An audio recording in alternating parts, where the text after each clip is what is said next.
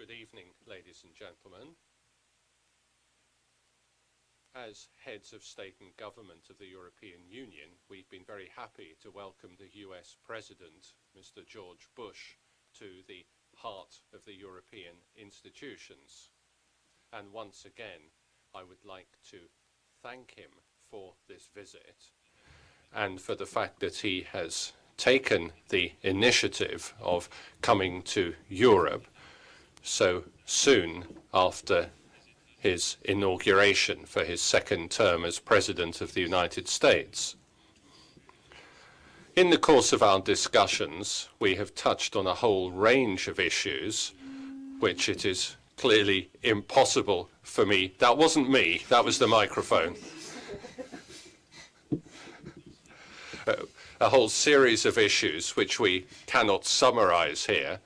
What I would say is that what we have established is that, as so often in our past, if we work together, if we pool our strengths, we as Europeans and Americans can make the difference. We have the strength, we have the legitimacy, and we have the means.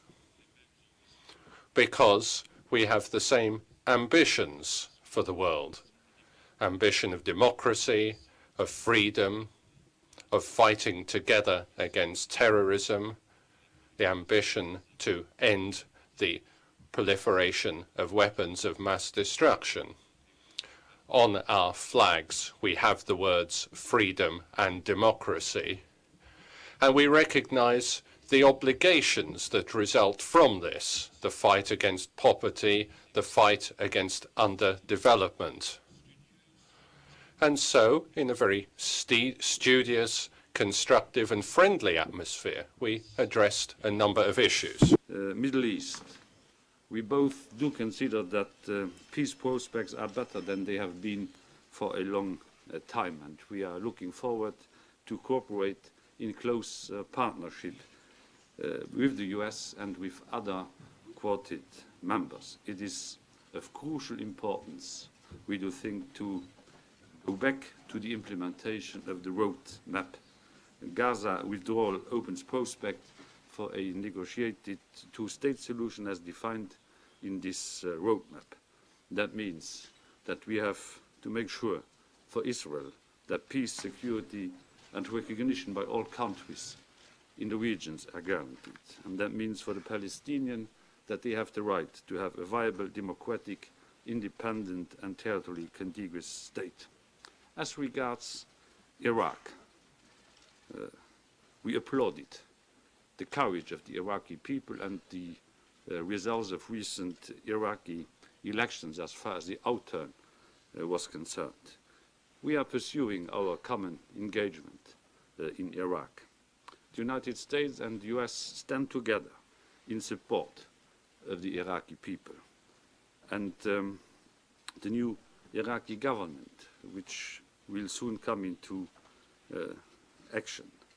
To that end, should the new Iraqi government request it, the United States and the European Union are prepared to co-host an international conference to provide a forum to encourage and coordinate international support for Iraq.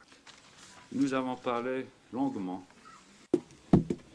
We spoke at length about the Middle East, and in particular about Lebanon. Lebanon, this country which is lurching from misfortune to misfortune, from tragedy to tragedy. And we condemned vigorously the assassination of the former Prime Minister. We insisted on full compliance and immediate compliance with the Security Council resolution. And we, the US and the European Union, have called for a joint committee of investigation. Discussed. I leave this to the President of the US. George, please. Mr. Prime Minister, thanks. Josie, it's good to see you, sir. Thank you. Looking forward to having dinner with you and Javier Solana and Jean-Claude tonight. Listen, it's an honor to be here. I appreciate the invitation. It's called an extraordinary meeting, and I'm honored you did so.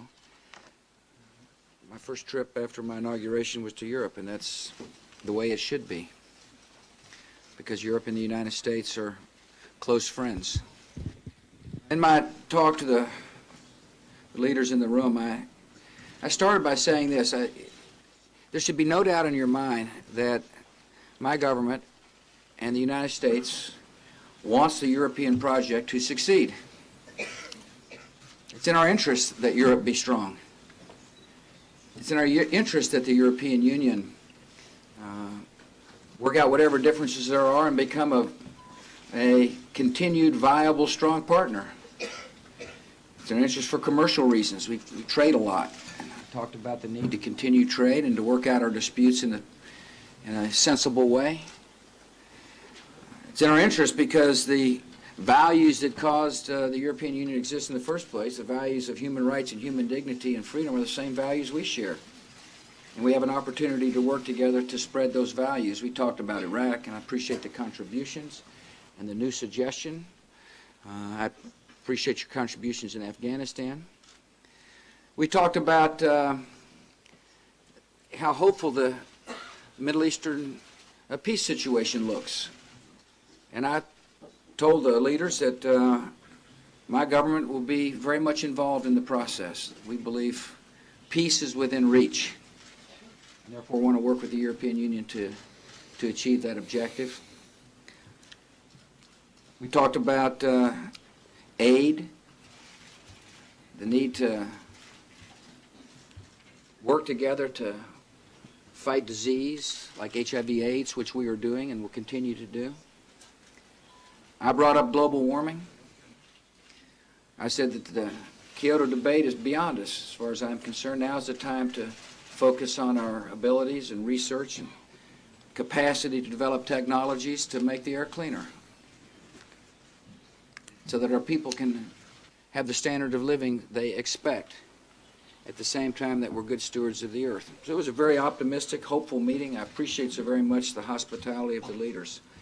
And I'm anxious to continue our dialogue after this press conference. José Manuel. Thank you. I think on behalf of the European Commission that this visit of President Bush is really a very, very important one. Europe and America have reconnected.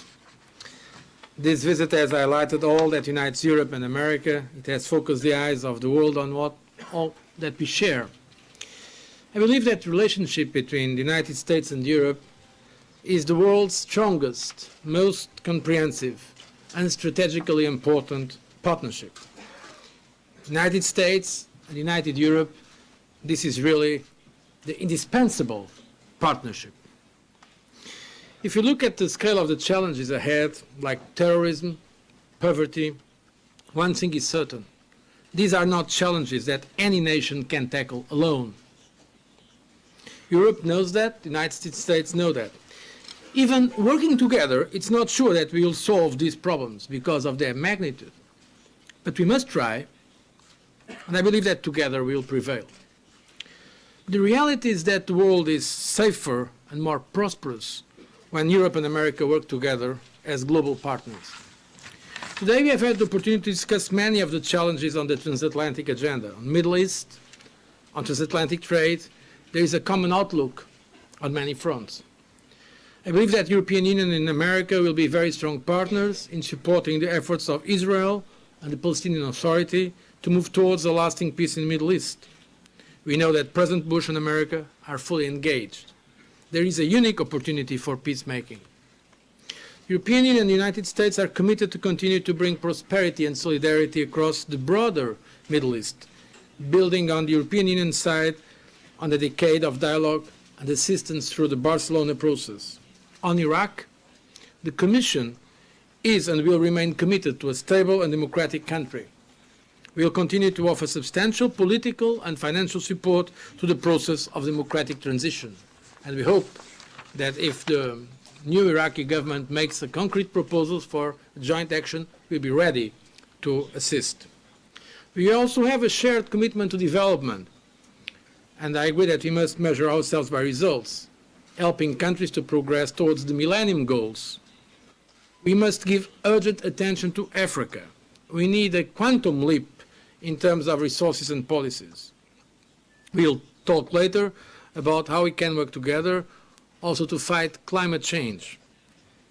United States and Europe, I think I can say this, agree that climate change constitutes a major challenge. And now we need to develop new methods of working together to get results that are effective over the long term. President Bush mentioned, for instance, the prospects opened now by new technologies. We are very much wishing to work together with the United States in that field. The United States and Europe are the two largest economies in the world. We are determined to deepen the transatlantic economic partnership. Trade and investment are the bedrock of transatlantic relations. We want to build on this.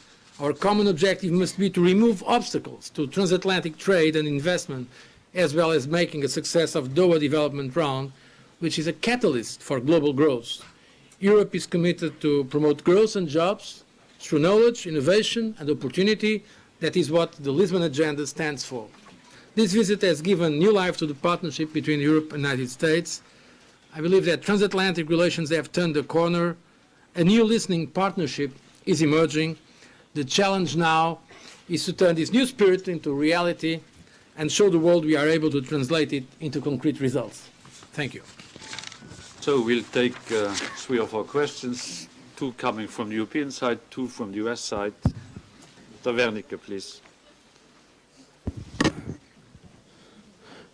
Christian Wernicke, Süddeutsche Zeitung.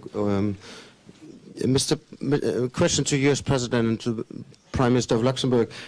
This EU-US summit fueled speculation that there will be now 2 transatlantic tracks on foreign and security policy. One is the good one, or the good old NATO, and then the other one is the new one, that's direct EU-US strategic talk. So is this meeting between EU and US, this special summit, a kind of historic foundation of a new second track outside of NATO on EU-US relations? I always wanted to make history, but I don't think that this time was the moment for doing so. We have an ongoing transatlantic dialogue inside NATO. It can be improved, and we discussed this this morning together with the President. And we have an ongoing transatlantic dialogue inside the framework between the US and the European Union. We'll have another summit by the end of this semester in June in Washington, where we are trying to deliver as concrete results as possible on the basis of the good atmosphere we laid down in the course of this meeting. We shouldn't make a distinction between NATO and between the European Union. These are 2 different things, but there are strong family relations and links between the 2. This is not a question or it's a question and. I agree. I mean, I don't view these 2 meetings as mutually exclusive meetings. I think they're both important. They're both a part of an important dialogue with Europe. NATO was set up for security matters. The EU is set up as a way to make Europe function better and to be able to achieve objectives for her people. And the United States looks forward to working with Europe, both within NATO and as the European Union. I've been meeting with the European Union a lot since I've been the president. This isn't the first meeting, and your question kind of made it sound like you finally showed up and met. This isn't the first time we've met with the European Union in my presidency. As a matter of fact, we do so on an annual basis, and I look forward to the meetings, and they're constructive and they're important. Plant. Mr. President, the Russians seem to be pushing back a bit against some of the things that you've said. Russians seem to be pushing back against some of the things you have said, Mr. President. Their ambassador to the U.S. wrote today that there cannot be a sole standard for democracy. So what I'm asking is just how flexible you think the standards for democracy can be. First, we've got a constructive relationship with Russia, and that's important. I've got a very good personal relationship with President Putin, and that's important. And it's important because it enables me and our country to remind President Putin that that democracies are based upon rule of law and the respect for human rights and human dignity and a free press, you'll be happy to hear. And that a constructive relationship allows me to remind him that I believe Russia is a European country, and European countries embrace those very same values that America embraces, and I'm looking forward to continuing my dialogue with him. Next European question, there. Yeah, Dana. I think you wanted to ask a question, yeah. Dana Spinans from European Voice. A question for President Bush. President, you came to Europe with a very constructive speech, and indeed you said very few things the Europeans couldn't agree with. But your actions speak louder. So do you actually commit to taking more into account the Europeans' positions on international matters? And do you actually commit to, for instance, prevent from launching action, strikes against a sovereign member state like Iran, without a mandate from the United Nations Security Council? Look, let me talk about Iran. That's a place where I'm getting good advice from European partners. After all, Great Britain, Germany, and France are negotiating with the Ayatollahs to achieve a common objective, something that we all want, and that is for them not to have a nuclear weapon. It's in our interests for them not to have a nuclear weapon. It's also in our interest for them not to continue funding terrorist organizations like Hezbollah, which has the desire to stop the Middle East peace process from going forward. And so these are great interlocutors on behalf of the position we share. So there's an example of concrete action. I'm also looking forward to working with our European partners on the Middle Eastern peace process. Tony Blair is hosting a very important meeting in London, and that is a meeting at which the President Abbas will hear that the United States and the EU is desirous of helping this good man set up a democracy in the Palestinian territories, so that Israel will have a democratic partner in peace. I laid out a vision, the first U.S. president to do so, which said that our vision is 2 states, Israel and Palestine, living side by side in peace. That is the goal. And I look forward to working concretely with our European friends and allies to achieve that goal. And finally, this notion that the United States is getting ready to attack Iran is simply ridiculous. Having said that, all options are on the table. Bob. Mr. President, I wanted to follow up on Plan's question if I could. I want to follow up on Plan's. Sir? This is a question on Russia? Yes, sir. Okay. Do you believe, sir, that Russia is backsliding in its march toward democracy? What troubles you the most about that? And how is that going to shape your conversation with President Putin in 2 days from now? I like a country with a free press, an independent free press. And there has been some moves where the Russian government, I guess for better use of the word, didn't license certain members of the press.